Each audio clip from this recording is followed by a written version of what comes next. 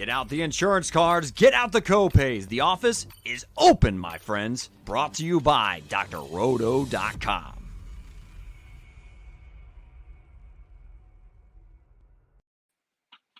And we are back for another year, back after the first week of NFL action in the 2022 season. Pros with Joe's podcast, back at it again. I am your host, Eric Romoff, and joining me this year, we've got a new face and some new faces. Here in week number one, episode number one of this new season is my dude, Mike Holland, MC Holland 34 on Twitter. Mike, welcome in. How do you like the friendly confines of the Pros with Joe's podcast? I love it, man. I'm glad to be here. The exciting weekend we're coming off of, right? And tons of NFL. I mean, I had my hands in NASCAR. I was at the Texas-Alabama game with that heartbreak. So, basically from Thursday to Monday was just extreme DFS and extreme betting, and it was a ton of fun. I'm glad fall's back. So, it was an awesome weekend. How about you? Yeah, it was an absolute whirlwind. I forgot how exhausting and time consuming it is keeping up with all of the games, right? It's taken a little bit of time to get back into that kind of regular season swing, right? It was dizzying at times, but by the time we got to the witching hour, all the adrenaline rushing through definitely kept me moving. And now we're right back in the grind mode, right? Getting back into the rhythm, reviewing game logs, doing some charting, reviewing some tape, getting a pretty good handle of what happened in week one so that we can set you up for week number two.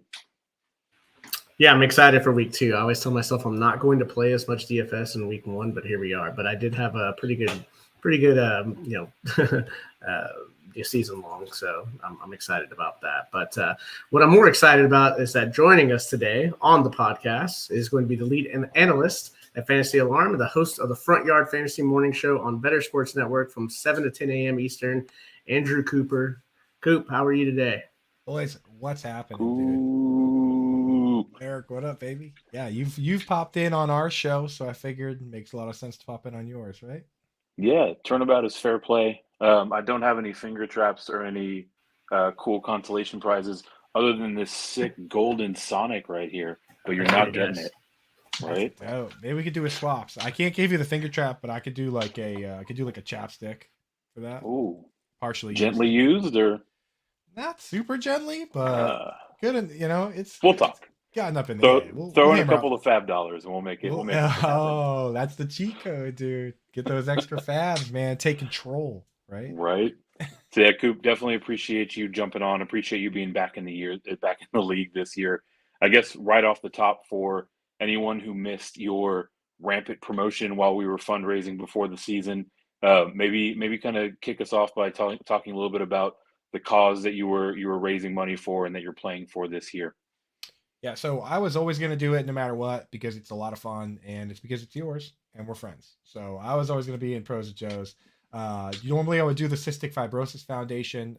That's a near and dear charity to me. But this year I had something even bigger come up. A friend of mine, unfortunately, diagnosed with a brain tumor. My buddy Drew McDonald, known him forever. Great dude, great, friend of the fantasy football community. So I raised money for him, and we actually did a killer job. We raised over $2,000.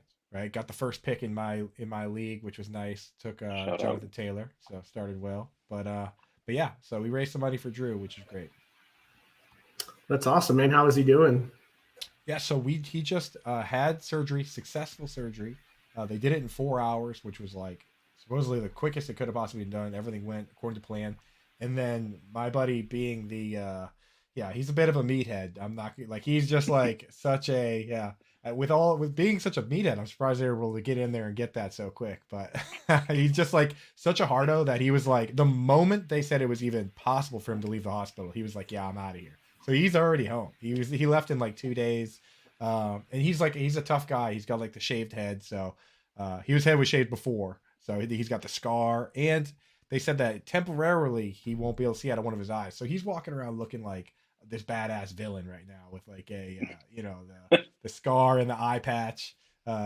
He's loving it. So, but he's Still taking a little time to recover. Still got some, side effects that he's dealing with, but they're saying that it's looking like a full recovery. Now we just have to wait and see if it's cancer or not. They're doing the biopsy, so fingers crossed on that. Everybody, thoughts and prayers for our man Drew. Yeah, absolutely, man. That's an incredible story, right? And that's why we do this. So just want to jump into the league here and take us back to the offseason. We reached out to you and you graciously accepted this. What was your initial thoughts upon hearing about the format that we're doing, and how have you liked playing along with the co-manager so far? So I played last year, and my thought process was this year I was going to lean into the format hard, right? Like I was going to go in. And because last year I just drafted normally, but it's not normal. It's one QB, all these flexes. You can do whatever you want, right?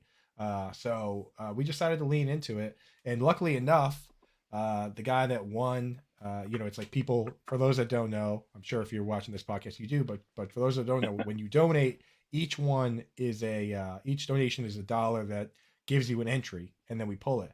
Well, the guy that got pulled, a friend of mine that made a generous $25 donation, and it's actually a coworker of mine from Fantasy Alarm, Dan Malin, who is like offensive line. He crushes offensive line content. He crushes multi-sport content, and we're in lockstep on a lot of things. So going into this draft, it was pretty easy.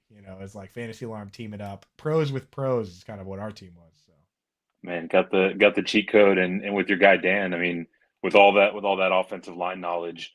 Kind of went that way, right? You went a little bit heavier on the running backs than just about everybody else across the league, and so far 1 week in, it looks like it's paid off.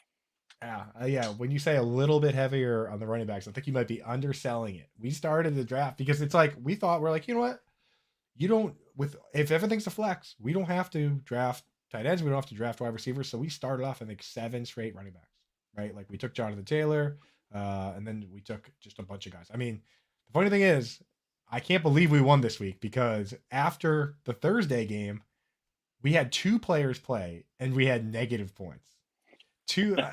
Sometimes you have 1 player play and you have negative points. If you have 2 players play and you have negative points, your odds of winning at that point are probably like 1, right? Like we had Cam Akers who got a 0, and we also had James Cook who managed to get negative points. So pretty smart. We felt pretty smart on that Friday morning. It all worked out. I do want to kind of double click on your experience. Obviously, you know Dan beforehand, so not necessarily kind of getting used to each other. But I'm assuming this is the first time that you've co-managed a team with them. I want to know if there's like any kind of fun stories that have popped up about where maybe you didn't see eye to eye, or just kind of any early memories from the few weeks that you guys have been teamed up. Yeah, so it was actually kind of the opposite. Like wasn't really any disagreement, but it was just hilarious as we were like doing the draft board. Like, cause we went into it with no game plan. Our game plan was to pick second and then take whoever's there out of Jonathan Taylor or Christian McCaffrey. We had our choice, right? So we picked that. And then when they came around, we both typed the same names in the chat. We did it from the chat. He couldn't get on the stream. And it was Leonard Fournette and Zeke, right? And we were like, yep, that's who we want. And then as it came back around, we did the same thing where we're both running back. So then we at that moment we started laughing, and then we were just like, you know what? Let's lean into this. Let's see how far we can take this. Melvin Gordon, Miles Sanders looked really good. You know what I mean? We won this week, and we didn't even have J.K. Dobbins yet. So maybe that'll be another one of in our corral. But yeah, we were just laughing all the way down. And at a certain point, we're like, dude, there's no running backs left. And I was like, all right, let's just take tight ends. So then we just took like a bunch of tight ends just to make sure we didn't have any of those filthy wide receivers on this team. Not around here. Yeah, definitely not around here, right? Hey, but you got that week 1 victory, like you said, 100-87 versus JB Berry. So we're dubs against one of the besties, even sweeter. And was there a lineup call that you made that maybe put you over the top to get that win? Oh my God. I mean, dude, our lineup kind of set itself because we drafted we weren't going to start Hunter Henry over anybody, you know what I mean? So it's like the lineup was set. But we like JB is such a trash talker that he was talking trash about my draft, during the live stream. The live stream is the best part. Like that's the best part of this. So is Edwin. There's some names on our bulletin board, let's just say. Joey Wright being another one that, like, me and Joey Wright, Eric, as you know, have a long-standing feud, a friendly feud. Mortal enemies. Mortal, yeah, a friendly. He's my friendly mortal enemy. So he needs to be absolutely put down this week by us as well. So, yeah, there's a lot of bulletin board material going around for our running back squad, and everybody's going down. Right. So I guess kind of rolling the ball forward as we gear up for week 2. Waivers run a little bit early here in Pros with Joe's in year 3. Ran earlier today about 4:00 Eastern. So looks like your decision was to stand pat. Kind of curious to know, is that sort of a strategy that you like to deploy, or is it kind of speak to just how picked over the wire is in such a deep format? Well, you can call it a strategy in the sense that my strategy was to be recording a podcast during that part of the day and missing the message that waivers ran at 4:00. The correct answer was that you're not overreacting to week 1. The correct answer was, yeah, we didn't want to overreact and just, we didn't want to rush to the wire and try and make an ad before they opened, so we decided to not add anybody, even though we had someone to put in the IR spot. But I think that now that the dust has settled on waivers that run at 4:00, which is crazy, that we are going to add somebody when the next waivers run, now that we've had a chance to kind of look things over. So thank you very much for highlighting that. We did not add anybody today. You're welcome. Actually, quite specifically, Joey Wright paid me to pick a time where you were indisposed to run waivers. So I'm not weird. above this. That makes sense because Joey did email me and ask for my schedule, and I was like, "This is weird," because we don't really have any shows together. But now it makes a lot more sense. Yeah, dude's playing 4D chess. So Mike was teeing you up about the easy out to say that you're not overreacting to week 1, but that is very much so the nature of the beast as we've closed out the first week. So want to hear from you, Coop. Who's one player that you're hearing some people overreacting about, where you're kind of preaching patience, and is there anyone maybe on the other side of the spectrum that you're a little bit panicked about yourself? Yeah, so I mean, anyone that follows me on Twitter knows that my main goal for waivers is to make fun of anyone overreacting, right? So definitely had to make sure to get a couple tweets out there about OJ Howard, running 6 routes this week. Anybody adding guys like Taysom Hill or Devin Duvernay, just chasing 2 touchdowns. Like the chasing of 2 touchdowns is something that happens every year. Like Jamal Williams, I don't mind because he has a role. He scored 2 touchdowns. Kareem Hunt, of course. If you score 2 touchdowns on 6 snaps, miss me with that, bro. Miss me with that. So no OJ Howard for me. But there are some guys that I do think are potentially worth it. If you look at your lineup and you think that Jeff Wilson would go directly into your lineup, right? Which some people will be. If you lost Elijah Mitchell, if you had some of these guys, Cam Akers, for instance, like Jeff Wilson's a guy that I think might be worth the top waiver claim or a good chunk of fab because we've seen him play well before. So that is one guy that I am in on. I don't know. What about you guys? Are there any wide receivers that you guys are leaning on? Well, my guy Devin Duvernay, who I don't think you think very highly of, but back here we're flashing the hook him, so we know what he's capable of with a little bit of opportunity. So I would say that I should have read the room. There's a lot of orange in there. Right? Yeah, I think he's a good player. I think he's one format I love playing is Draft with Giants. Are you guys familiar with that one? It's Andy Singleton. So the hook on that one is that it's double points for return yards. So some leagues are like, they'll give you 35. 35. It'll be like 35 yards is a point or something. In this league, 5 yards is a point. Oh my God. So Devin Duvernay last year was a wagon in this format. Like he is a killer return man. Punts and anyone that does punts and kickoffs, nasty. Like dude, Cordero Patterson was like the number 1 player in the entire league. I'm pretty sure like Andre Roberts was like the wide receiver 3. Tony Pollard was miles better than Zeke. Like it's that league is so crazy. It's one of my favorites too, just because it's like every year we have people join the league that don't know they didn't look at the scoring. So like when I go in and take DeAndre Carter, who scored a touchdown this week too. When I go in and take DeAndre Carter in like the 5th round, they're like, "Is this guy an idiot?" Like somebody even in the chat was like, I put it on like auto draft and let the auto draft. He's like, you didn't mean to take that guy. And I was like, no, I didn't. I'm like psyching people out, Like, being like, oh, oh no, I man. got autoed this guy. And then I take 6 more kick returners. Did you see the DeAndre Carter wrapper that he got? That was amazing when he scored the touchdown. Did we ever figure out who that was on his picture? It was amazing. If you No, missed it, you have the to go check world it out may on never Twitter. know. I didn't He, see it. What happened? It's like when Eddie he- Pinheiro or somebody is like on his like Yeah, wrapper when when he he scored. scored that touchdown, Fox flashed a graphic, and it said DeAndre Carter #1, and had a picture of some like random white dude, like some kicker or something. Yeah, And like It was that is amazing. amazing. Carter It crushed was it because on Twitter. he leaned into it. He tweeted out, said like, people warned me that Hollywood would change me or something like that. Like, That is so good. completely Dude. bought into it. I Yeah, love when it's players pretty lean into amazing. that stuff. It's Right. great, dude. And that format's wild, right? Like people like to go nuts about like, why is CeeDee Lamb out there returning punts? And in you're drafting with Giants League, you're like, yeah, I'm like, dude, yes, get it. let's go. Yeah. Like, dude, when they took Tony Pollard off, like when Zeke got hurt and they took Tony Pollard off of kicks and like had him as a starting running back, he became way less valuable. Lost his value. I was like, what the heck? I was like, No. I'm gonna lose in the playoffs because of this. Like, get him him out back there. out there, dude. Because if you think about like when he returned that, think about that in the SS League when he returned a kick for 104 yards for a touchdown.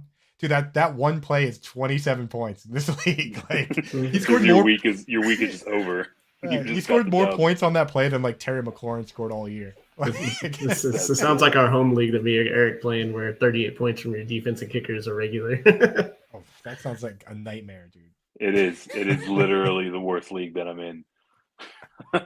So Coop, we're gonna get you out of here soon. We did have some questions come in for you out on the Twitterverse. First one is from Eric, no relation, checking in, EDJK38 on Twitter. He wants to know about your boy Taysom Hill. How is his usage and performance? What do you think about his prospects going forward? Do you think that he's more of a fluke or that there's some market for him? It sounds like Eric is needing a tight end, so he's choosing between Taysom or guys like Everett and kind of the general tight end waiver wire fodder. Just like people who actually play tight end and actually Yeah, play right. like a real snap share. Yeah. So if anyone heard the show this morning on the Better Sports Network, if not, go check it out. Super funny like that. We have a lot of fun on there. But yeah, Taysom Hill he ran 4 routes, right? And he had 4 carries. And he happened to score. He happened to have a big play and score a touchdown, which makes it look like he was heavily involved. I can tell you this, folks: Taysom Hill's not going to have a season where he averages 20 yards a carry, and which he did yesterday. And he's not going to score a touchdown every day. So basically, what you're doing here is you're throwing a complete gimmick in there. That's not even a coin toss level gimmick. I feel, because it's not like he's going to score. I mean, how many touchdowns can this guy score, right? So for me, I don't even think if Jameis Winston gets hurt, they still have Andy Dalton. It's not like he would become the quarterback. So to me, I'm just not doing it. If you want to do it, if you are just like, you know what, I don't want to play this game anymore. I'm just give me this random touchdown or not guy, then go right ahead. But for me, I'm not doing that. I'd rather take Gerald Everett with Keenan Allen out. He's now a top target on the team, you know? I want to not like Taysom Hill. Oh, I like him. But he's fun. going to score a touchdown every week this year. So. He could score one every week. If he scores one this week, yeah. If he scores one this week, that's a trend. He's just such a leech on that offense. Like, yeah, it really is, man. Go away, dude. Go seriously. Away. All right, Coop, let's move on to another question here from Paul, and it's at Lance Smackdown on Twitter. So with Keenan Allen out, who should I replace him with? I have Tyler Lockett and Devonta Smith on my bench. So I'm actually pretty confident that Devonta Smith can bounce back. He played 96% of the snaps and ran 98% of the routes. He got 4 targets, couldn't really haul any of them in, but he's gonna be fine, man. You like same thing with Adam Thielen. Like when it's highly consolidated snap shares and should be target shares, the other dude is going to have big games, but they can't do that every game. If Justin Jefferson and AJ Brown do that every game, then fantasy's ruined. It doesn't even matter. Right? Like whoever has those guys is just going to win. Like it's not really how it works. So I think those guys are due for bounce backs, but you know, Geno Smith looked pretty good. So Tyler Lockett's not a crazy play either. I don't know. What do you guys think? Are you going Lockett, or do you think Smith is capable of bounce back? Eric, what do you think?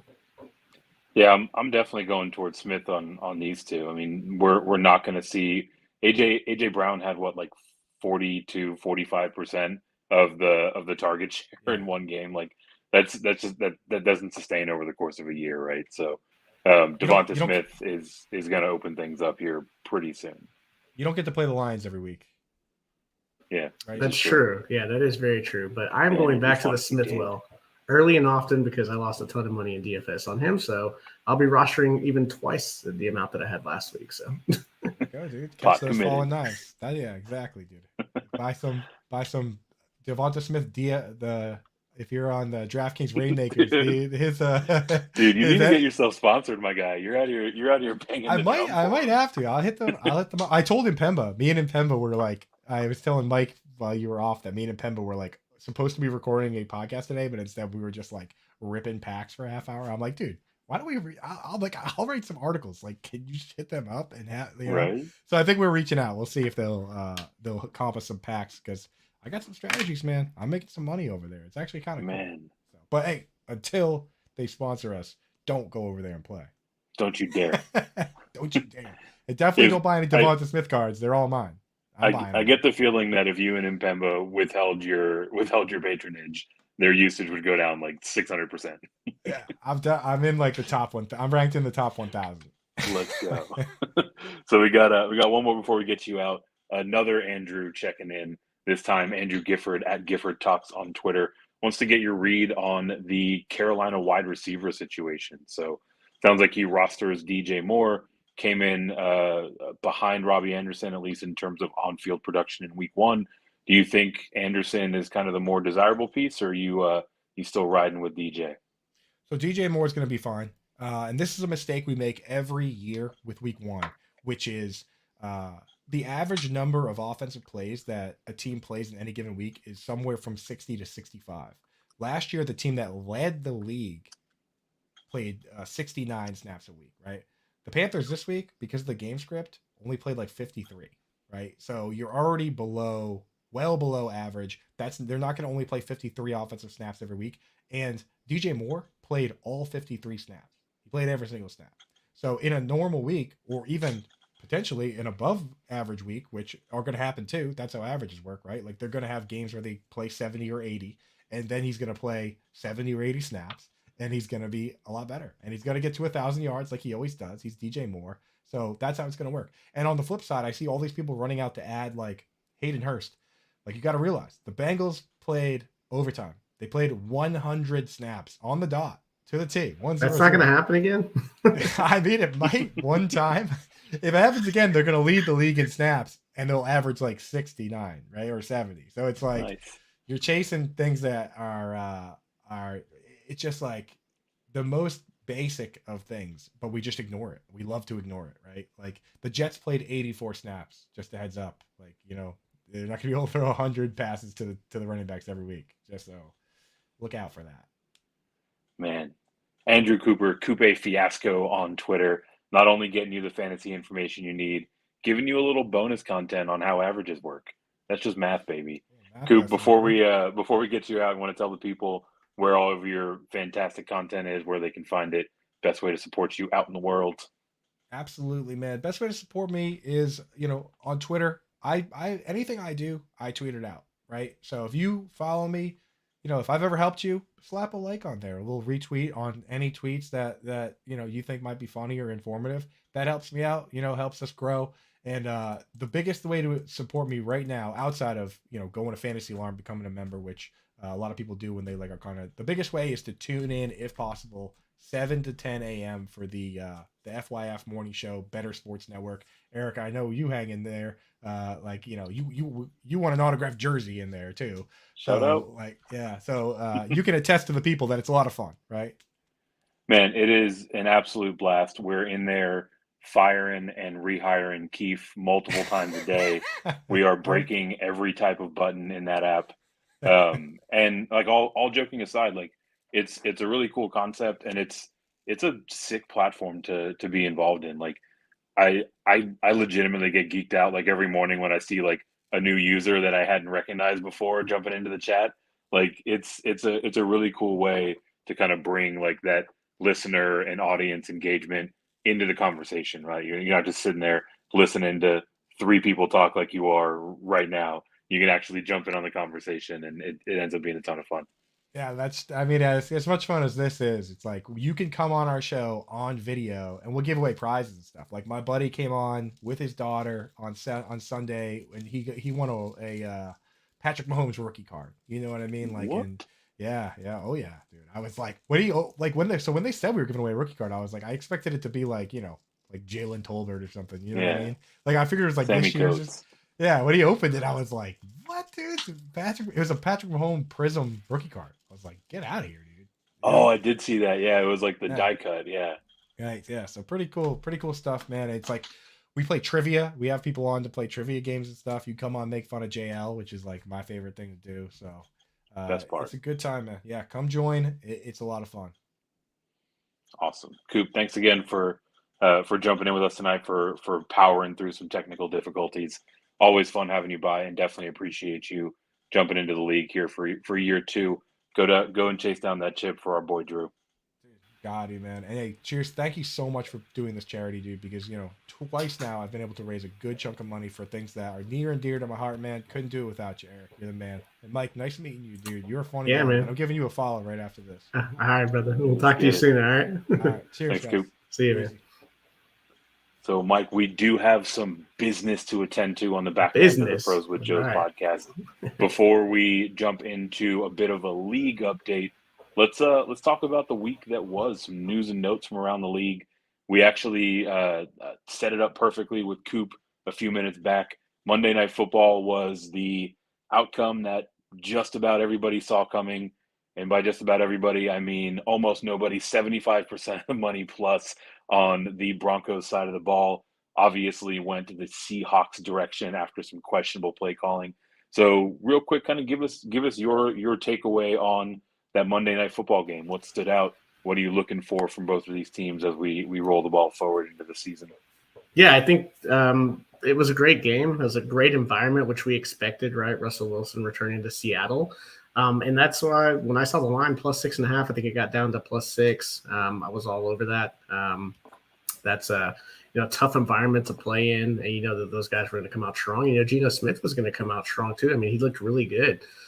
So they kind of abandoned the running game a little bit after Penny kind of got it going in that first quarter. I think he had 40 yards or so, and it just kind of seemed like they got away from the 21 or the 12 and the 13 personnel and really just kind of started to spread it out, get it to Lockett and Metcalf, but they really kind of stalled out. So it's going to be interesting to see Seattle. Obviously, they're in a tough division. I'm not worried about the Broncos. I mean, Jerry Jeudy looks like he's going to be able to make some things happen. Cortland Sutton finally appeared in the second half. I do like their defense. They were able to tighten up. Bradley Chubb looked really good coming back off of injury. So a lot of positives there. I don't agree with whatever the coach is doing there, Coach Hackett. I mean, that was kind of crazy. Seeing was it Shannon Sharp's reaction on the Manning the Manning feed was absolutely amazing, because I didn't even think that was in the realm of possibilities at that point of the game.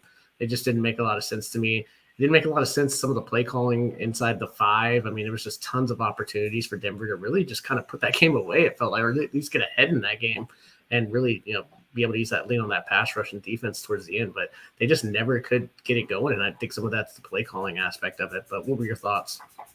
Yeah, it was super curious and confusing what he was doing in that game, until someone kindly reminded me that he's part of the Mike McCarthy coaching tree, and him doing boneheaded stuff with with clock management, with play calling. Like, it makes perfect sense when you think about who he came up with, right? I mean, it was the most Mike McCarthy effort from anyone not named Mike McCarthy that I've ever seen. So, with that, I do think that they'll hopefully adjust and make some corrections heading into the rest of the season. There were a couple of things that were, at least kind of, of note for me.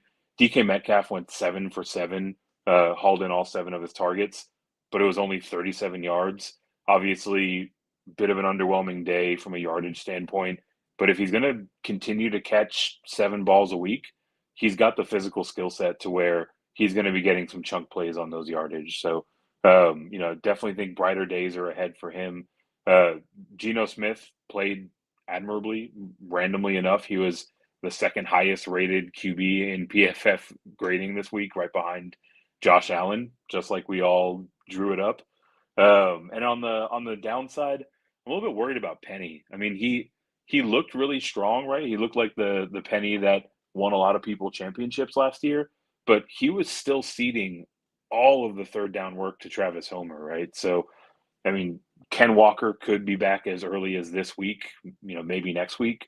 Whenever he does come back in, I really think Penny's window of being a viable fantasy option might be coming to a close. So if you have him, if you have someone in your league that's panicking about what to do with Pollard now that Dak has gone down, maybe they're an Eli Mitchell owner and they're not able to go and scoop up Jeff Wilson.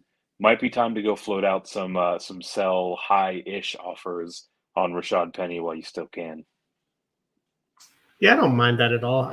The whole game, the way that it played out, though, was weird. It was like they made a concerted effort to run the football, and then it seems like they just entirely flipped the script in the second half. It didn't make a lot of sense.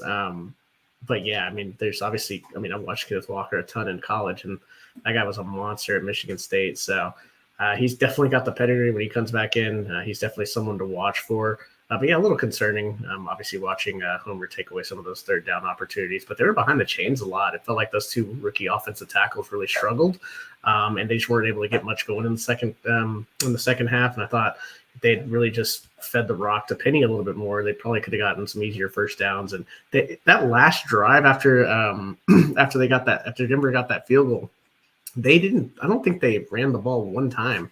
I think they threw like a couple of rollout passes. Yeah. That was like the weirdest play. The whole game, I'm not going to take too many takeaways from that game because the entire thing was just weird to me. Yes, especially when you consider that Russ Wilson forced his way out of Seattle because they weren't letting him throw enough. And then they just abandoned the run in the first game against them. It's just literally bizarro world. So take it all with a grain of salt. Next update that I wanted to talk about is someone that I just made mention of. That is Dak Prescott injuring the thumb on his throwing hand. Looks like, at least according to most medical professionals out there, it's about a 6 to 8 week injury.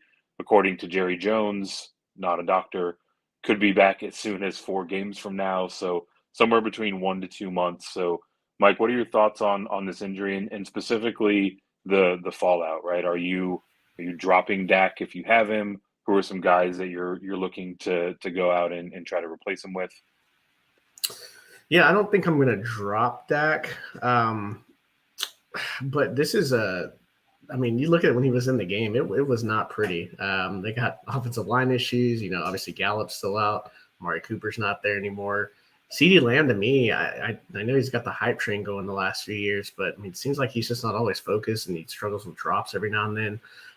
He's really the only guy you have to key in on. I thought they did a good job. I think I saw what Elliott had almost 6 yards per carry, and they didn't really give him the football. So I don't mind Zeke, but it's, at his getting up there in age and carries now, it feels like, can he really shoulder the load for 6 to 8 weeks? You got Pollard there as well, but with Cooper Rush at quarterback, it's like you could just stack the box and take that option away. And I just don't. It almost nullifies Dalton Schultz for me, honestly. I just don't see Dalton Schultz having monster games. And maybe that could change. I just don't see that. So, the whole Cowboys thing, if you're looking at DFS, it's almost an avoid spot for me. And until Dak gets back and even in season long, it's you're rostering. If you have some of these guys and you're rostering them, you cannot feel good. What are your thoughts? Yeah, I've got a similar point of view. I think where I differ a little bit is I still feel okay firing up CeeDee Lamb, right? His wide receiver 1 upside is pretty much gone, but I think he'll see a decent amount of volume. He's much more in the WR2 sort of flex range for me. He'll probably still see 7 to 9 targets pretty consistently. He'll be Cooper Rush target, so they probably won't lead him away from his defender. He'll probably be out of his catch radius. But if we're looking at a 4 to 6 week stretch where he's sliding in at 6 for 75, 80 yards or so, it's fine, right? Everyone else, for Schultz and tight ends in general, right? There are basically 3 guys in the league, and then everyone else, it's they either catch a touchdown or they don't. So Schultz was, trying to kind of compete for that top tier. Now that window is probably closed, but I think he's right in line with kind of replacement level tight end value as you think about the Cole Kmets, the David Njokus of the world, right?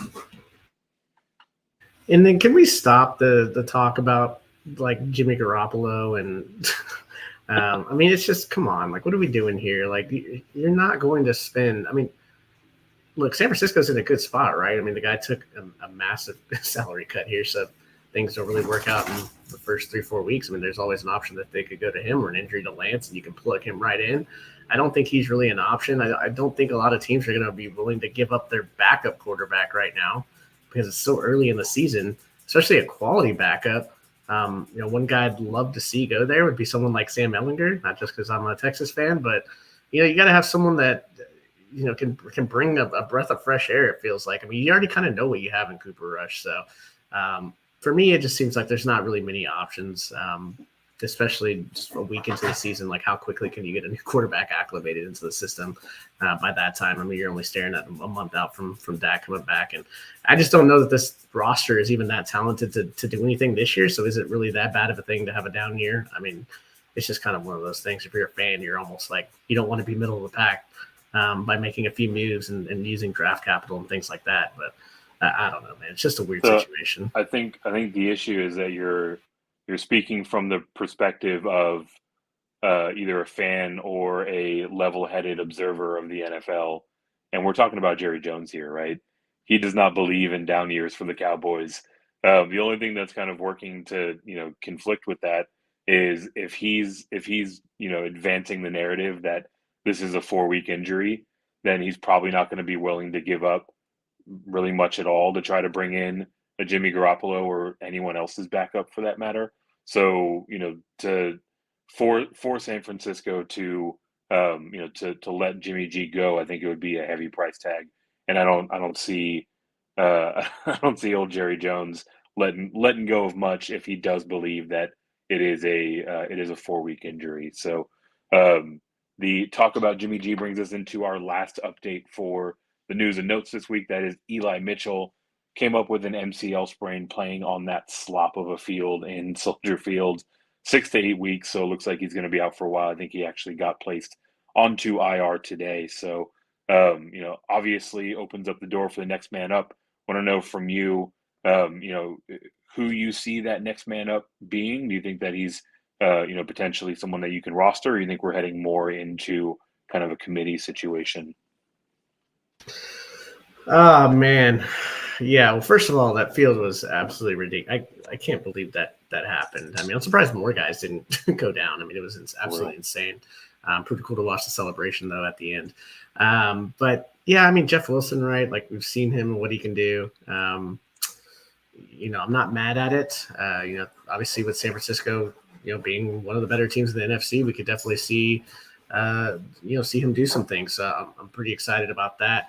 The Mason kid, man, it's going to be interesting, right? Like, I just don't see how he's really going to kind of fit in. I mean, it's kind of a wait and see approach, but obviously with waivers and everything running right now, I don't mind taking a shot, but I'm definitely not going to drop someone that maybe has a little more potential. But it's just interesting to see as Rhodey's kind of getting upset about me talking about Mason here.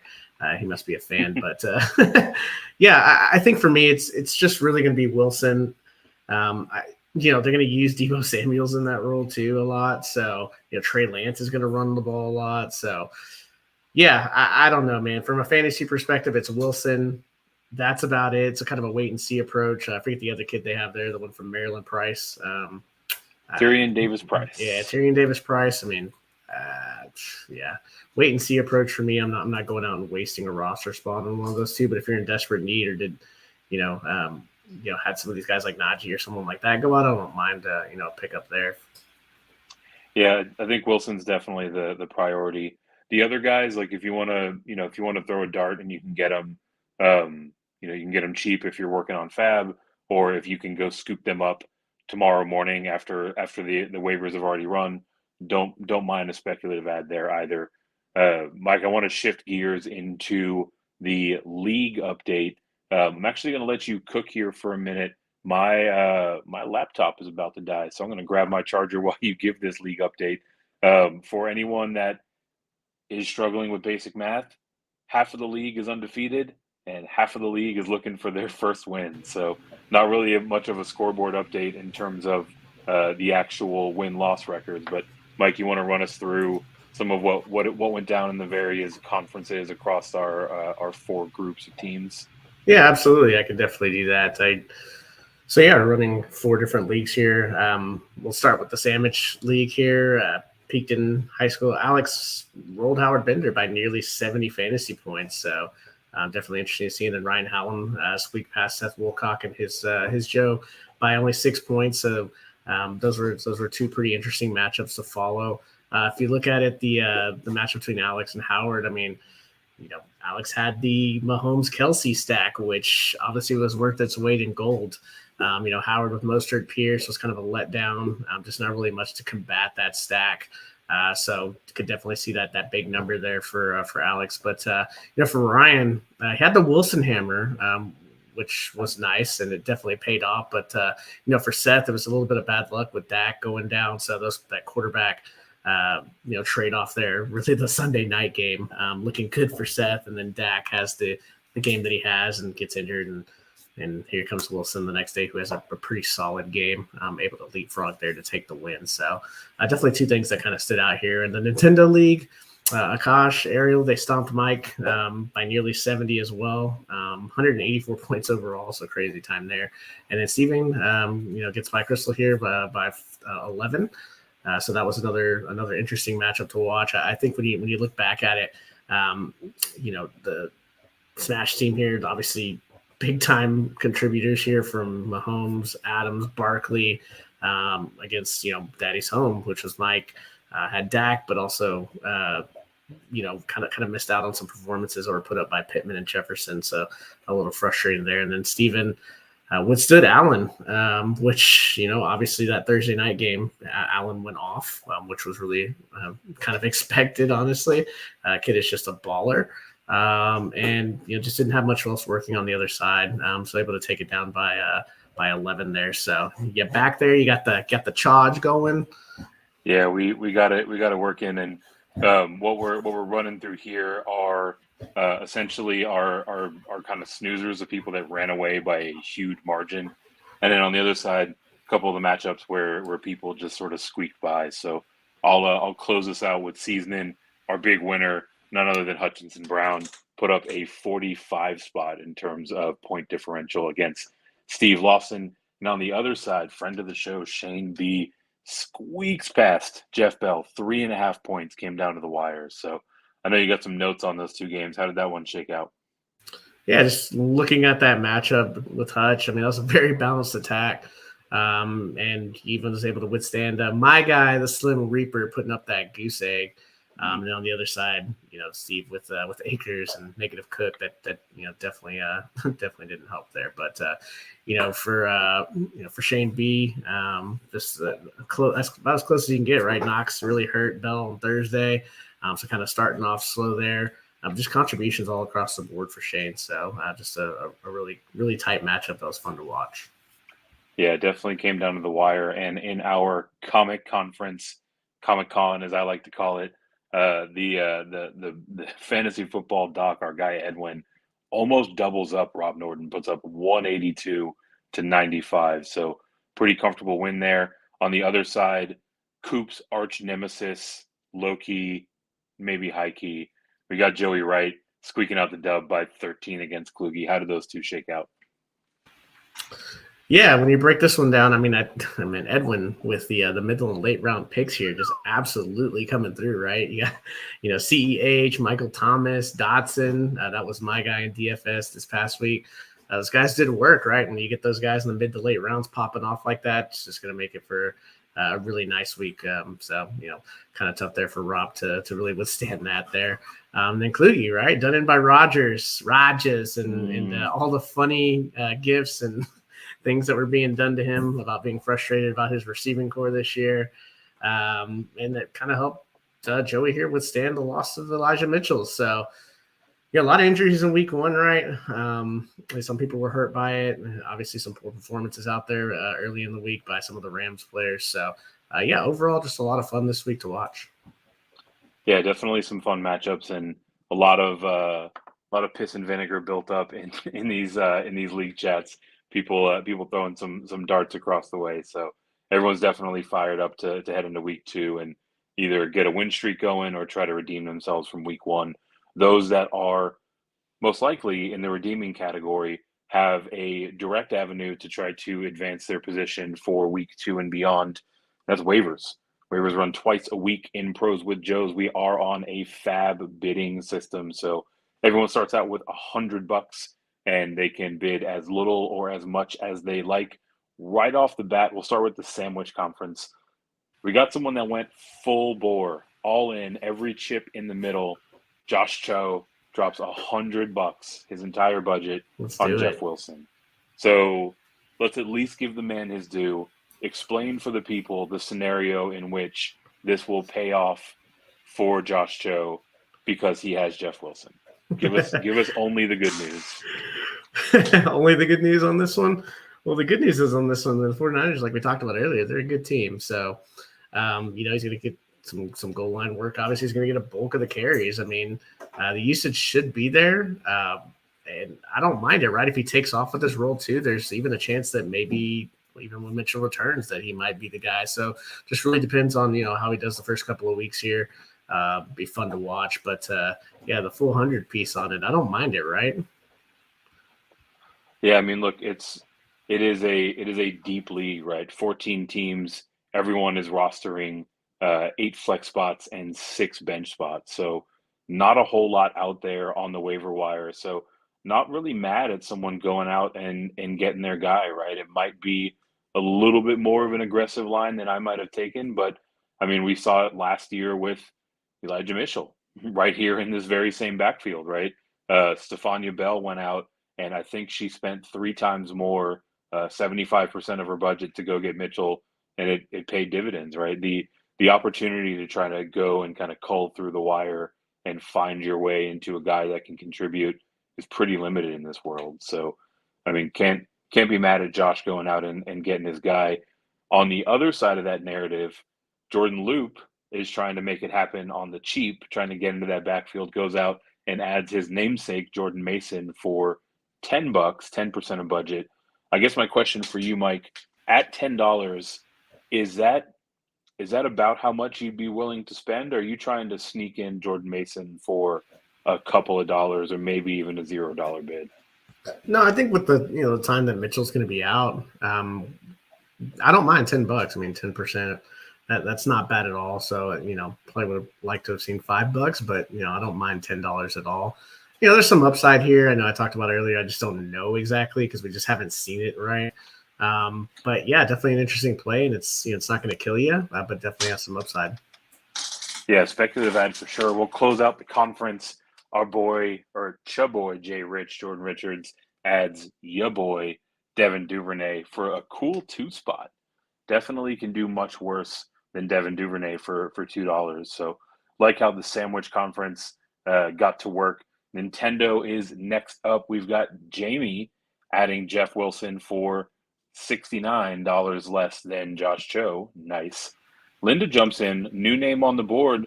Kyle Phillips, $18, 18% of budget. Want to know your thoughts on Kyle Phillips specifically? We saw him get busy. He immediately stepped into that slot role in Tennessee.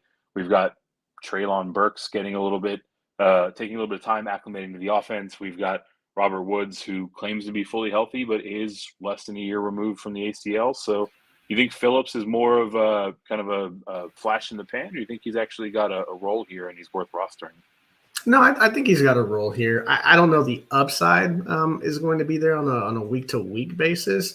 Man, obviously you have Derrick Henry there, so any passing game upside is kind of runs through him. But as far as him in the run game and how that gets going, I mean, you can see guys catching the ball on the inside the 5, and he's just going to finish it off. But he played a good game. Looks like he's going to get a healthy amount of targets for $18, maybe a little bit more than I'd want to pay. I don't mind this at all. I think Tennessee is probably going to struggle a little bit more than what people think. I mean, their offense Obviously isn't as dynamic as it was as we saw, our guy Brown and what he did in his first game. So they're definitely going to miss him. And then obviously you got some guys trying to get acclimated. So with Tannehill, you expect to feature the run game a lot this year, but there could be some games where, people are going to need to make plays, and he's definitely one of those guys. Yeah, he definitely is. And speaking of Tennessee and Tennessee greats, Marcus Mariota makes an appearance on the waiver report for Week 1. Dalton Cates goes out and drops $7 to add him to his roster. I think the pickup is kind of interesting. I wanted to get your thoughts on the strategy here. First, when I saw this, I just assumed that Dalton was the Dak Prescott owner. He is not. He actually owns Mac Jones and has Trey Lance in as his starter. So wanted to get your thoughts specifically on Trey Lance coming out of that first game, if you think it's worthy of going out and getting an insurance policy in Marcus Mariota. And then, do you like this sort of gamesmanship where presumably not only is he adding an insurance policy, but he might be keeping Mariota away from the Prescott owner? Oh, man. What year is it? Marcus Mariota, we're taking a shot here, right? I don't want to overreact to Week 1, but for $7, I mean, why not, right? Especially, man, I'm not the biggest Mac Jones fan, to be honest with you. I don't know, man. I don't see it. Trey Lance, I really do like, but yeah, I mean, why not take a shot? $7. I mean, it's a one quarterback system. Obviously, here at Pros with Joe's. So if the guy gets hot, catches fire for the first couple of weeks, you ride that hot hand. We've seen it happen before. I was the proud owner of Derek Anderson many moons ago when he went absolutely nuts for the Cleveland Browns, and for some reason I kept him. He was awful from then, but they played season, so I definitely don't mind it at all. Absolutely, and I mean, look, it seems like he's got the reins there for a little while, so you can find your way into a starting quarterback, and there is a space on the roster in this sort of format. Our next conference up is seasoning, and one of the things I appreciate about the format, about these kind of higher stakes leagues, is each one of these conferences is entirely different. If you're noticing, not getting a whole lot of overlap in names. Jeff Wilson is the only one that we've brought up twice so far, because Jeff Wilson was drafted in a lot of these conferences, right? So seasoning, we had 3 people make some ads. We had Casey going out and getting Dontrell Hilliard at a $14 price tag. Herm snagged Rex Burkhead for a cool 5 spot. And then the savvy veteran move with Jeff Bell, who was catching a fair amount of shit for drafting a second quarterback relatively early. Fortunately, that second quarterback was Dak Prescott, but manages to go clean up his mess. He gets Carson Wentz on the free tip for $1, for not even $1, absolutely nothing. So managed to jump in there, put that $0 bid in, and it got through. Anything about those 3 picks stand out, or anything about those players that you think that the listeners out there need to hear? Well, the first thing is, when something's free, right? It always looks, feels, tastes better. So, I mean, I'm not a Carson Wentz fan, but hey, why not after Week 1? And it's free, right? So it just feels it feels good. Might as well take a shot. The Hilliard thing, $14, a little steep for my blood. I don't know how you feel about that. And then Rex Burkhead, why not, man? I mean, you saw how many snaps he got, and that's your boy Pierce over there. So I want to get your thoughts on Burkhead and the $5 spent here. Dude, I think $5 spent on this is a fantastic value, right? Like, I was much more on, and technically I guess still am on the Pierce bandwagon, because I haven't divested myself entirely. I'll wait until he maybe finds his way into the end zone. But ultimately, like, I mean, even in the worst case scenario, Rex Burkhead has a stranglehold on the 3rd down and 2-minute offense. So, I mean, that in a PPR format is going to hold value, right? If you go back and look at all, math is hard, 28 of our matchups across our 4 conferences, there are plenty of guys on winning rosters that contributed 6, 7, 8 points, and that feels like a pretty reasonable projection for Rexington Burkhead, who's going to get 5 or 6 targets out of the backfield every week as Houston's playing catch up. So definitely like it as a nice value add. Last conference, the Comic-Con, only one person picked up, and it's your boy Sterling Shepard, $17. I want to know from you, A, what are your thoughts on Shepard, and B, why do the New York Giants hate Kadarius Toney? Why do they? What was it, 6 or 7 snaps, and then you see what he does when he gets the ball. Like I just don't understand. I mean, Like he just apart from Saquon Barkley, like easily he's the most dynamic player on the field for them. exactly. I just don't get it, man. I mean, you can run jet sweeps with this guy, throw him tunnel screens, like get him across the middle of the field. I mean, you can just throw it 5 yards in the backfield, and he will make something out of nothing. I don't get it, man. Yeah, that's another story though. $17 Sterling Shepard. I don't know. I feel like the Giants are going to want to get Tony more involved. You know, but who knows? I mean, you know, Shepard been up and down. It feels like for many years now. So who knows, right? It's just we're waiting to see Daniel Jones completely break out, and that kind of limits his upside for me. And I just don't know, man. What are your thoughts? Yeah, I don't know if I'd say I'm waiting for the breakout from Daniel Jones, right? Like, could he take a step forward? Sure, right. But I don't think he's kind of got that next level in him. But I mean, ultimately, you know, you think about Sterling Shepard, 2 receptions for 71 yards and a touchdown, right? Like, if anything can scream not sustainable about a box score, it's that, right? Like he has the long touchdown, he catches another pass. I mean, he is absolutely an afterthought in terms of his snap share, in terms of his target share. So, you know, maybe this becomes the start of a trend. It's certainly worth a speculative ad, but I also kind of get the sense that, you know, these 15 points are probably the high water mark for Sterling Shepard, and it's going to be closer to that kind of 7 to 10 range on the high end for the rest of the season. Yeah, that's where I'm at. And Tony, give him the ball. Like at least give him 10 to 15 touches. Like, come on, what are we doing here? Man. So speaking of what are we doing here, few people were able to get a couple of free ones through in the comic conference. Edwin goes out and scoops up Dontrell Hilliard, a player that went for $14 in a different conference, managed to get him on the cheap. And then Noah Brown, kind of interesting with all of the injury concern and Dak's availability or lack thereof, goes for free to JB Berry. So we talked a bit about Hilliard. Anything to like there with Brown? I mean, he seems like he's going to be on the field, but is this kind of the only format where you would consider him, or do you think he might be on the 12-team radar? No, for me, it's 14-team and he's free, right? I mean, it's the NFL. Crazy things do happen. Maybe he develops the rapport with Cooper Rush. You know, I'm not saying he's going to be the wide receiver one there, but yeah, who knows? If you get into a pinch, you get some injuries. You know, another guy, you know, God forbid CeeDee Lamb goes down. I don't want to see that offense at that point. So, yeah, I don't mind it at all. What about you? Yeah, it seems kind of curious, right? Like, you know, ultimately, if he's going to get the snaps in a format like this, he should be on the radar at least. I don't think I'm going to be starting him anytime soon, right? Like to your point about, you know, crazier things have happened. You have him on your bench and maybe it clicks with Cooper Rush, you know, a few weeks in a row, then you can consider elevating him. But for almost all 56 of the teams, and unless you're just absolutely decimated by injury, you're probably going to have 8 guys that you would rather start over Noah Brown for really the duration of the season. So, you know, worth a back end of the bench spot, especially at the price tag, but definitely need to temper expectations. Mike, before we get you out of here, I've actually got a question coming in from YouTube. If you are watching on YouTube, you can definitely do your part by hitting that like and subscribe button. Help support the channel, help spread the word about the work that we're doing with the Charity League. So definitely do that if you're still hanging around on YouTube. Mike, we got the Joker checking in. So he wants to know if Michael Gallup is a safe player to drop, or maybe Devontae Parker.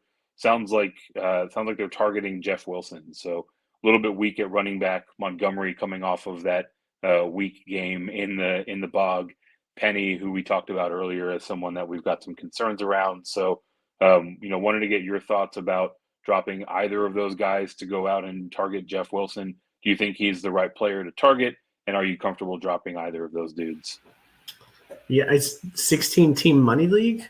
Yep. Yeah, I would. Yeah, look, I'm not taking anything away from the Bears 49ers game. Like, I get that Khalil Herbert looked nice, but I mean, come on, like Montgomery, we've seen what he's done. I feel like he's going to be much more involved. So, the Penny thing you brought up a little bit about on that. I think they're going to need him a little bit more, but Kenneth Walker is pretty scary there. But yeah, I definitely do think that, dropping one of those guys for Jeff Wilson is definitely something that I would probably already click the button on. So try to make happen. So the $1 million question there, targeting Jeff Wilson, so only need to drop one. Which of those two are you dropping? I'm not a Mac Jones fan, man. So for me, it's Devontae Parker.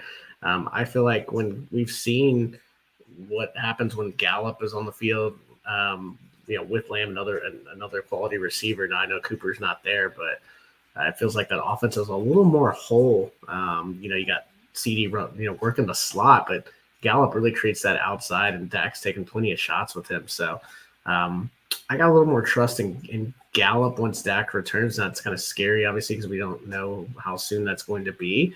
If you're thinking for like immediate term and you want this running back situation to really work, I think, letting go of Gallup in that situation. But if you feel like you can hold on to him, I don't mind holding on to Gallup.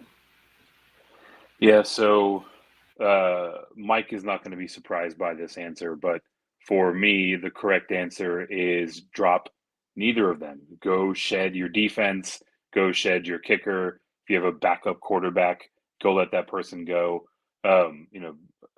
It's a long week until Sunday gets here. Maybe someone pops up on IR. Maybe you're in a league where a player who's ruled out can be put onto IR, and you can free up a roster spot to go add the kicker or the defense that you dropped. Buy yourself some time to make a trade. Ultimately, in a 16-team league, while Parker and Gallup have question marks about their viability, they're also still valuable assets, right? Someone is going to immediately go pick up both or either of them if you drop them, right? So I always try to avoid dropping anyone that can have real in-season value. If you have to drop one of them, I'm completely with Mike. I'm dropping Devontae Parker. There are concerns about Dak Prescott being out for 4 to 6 to 8 weeks, but Mac Jones is going to be the quarterback for the Patriots the entire year, and some combination of Joe Judge and Matt Patricia are going to be their offensive coordinator, and that is not an offense that I want to invest in. So, Joker, hope that helps. Definitely appreciate you checking in. Anyone else that's still out there listening on YouTube, definitely do drop your questions in there. Mike and I will be keeping our eye on it so we can go back and get those answered for you. And definitely do hit those like and subscribe buttons. If you have not already, you can find all of mine and Mike's work over at drroto.com. Get yourself subscribed and find all of the NFL content that we're putting out there, but also all of the college basketball. Mike, correct me if I'm wrong, might be doing a little bit of college football work over there. Point being, if you're subscribed to drroto.com, you can certainly find all of our work.